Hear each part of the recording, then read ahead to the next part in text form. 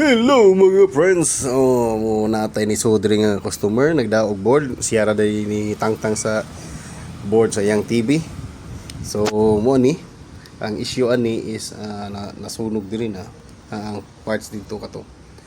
So, nakita na tong parts is diode. Bridge diode na siya nga na diri. Subot pasabot, duha di diode ani day. Duha ka bridge diode. So, may bawaan na nato. Mo ato na ning kontrata og repair.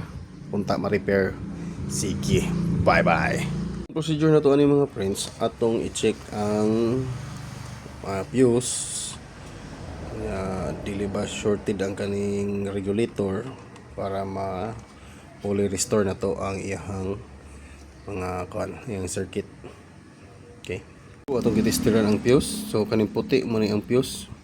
So open ang fuse, dapat mo open. So di dyan makasod ang multahe dito.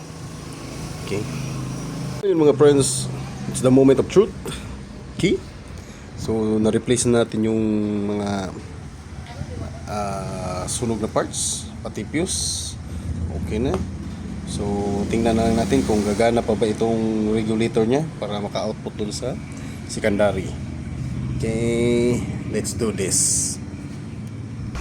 At para naman makaiwas tayo sa Happy New Year, gumagamit tayo ng test bulb. So may test bulb tayo para pagsaksak natin kung may short, iilaw lang yung dalawang bulb na yun. So ngayon, testing na natin. So pag okay, ito naman ay mag-i-indicate. Iilaw yan pag okay.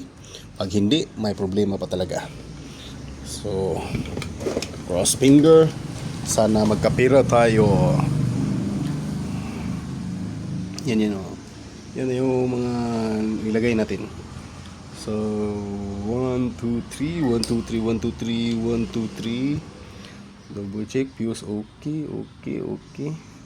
So ni-review natin yan para sure tayo na okay.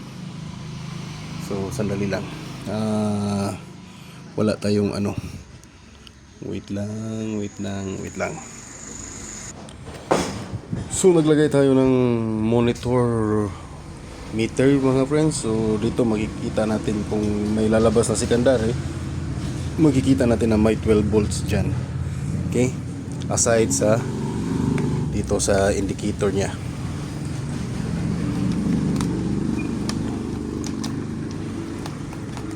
Aside sa indicator, may makikita tayong 12 volts. Okay, so this is it. This is the moment of truth. Okay, na. So double check, so hindi na short. Okay, testing. 1, 2, 3 1, 2, 3 1, 2, check. Okay. Ayun, meron ng 12 at nag-ilaw yung indicator. So natin yung kikita nyo may 12 dun, may 12. So ibig sabihin may pumasok na supply sa secondary. Ito ba yan? Saan ba yung power nito? Malalaman natin kung asan ang power. Ayun, nag-power ng mga friends. Okay. At para makita natin nag-display, ginamitan natin ng mainboard tester. Okay. So tinanggal ko na yung multimeter kaya meron naman tayong 12 volts. So check natin kung anong display nya. Standby. Power on.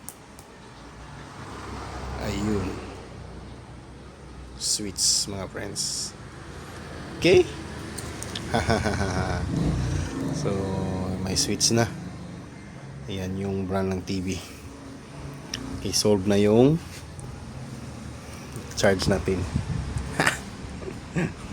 Aux na aux.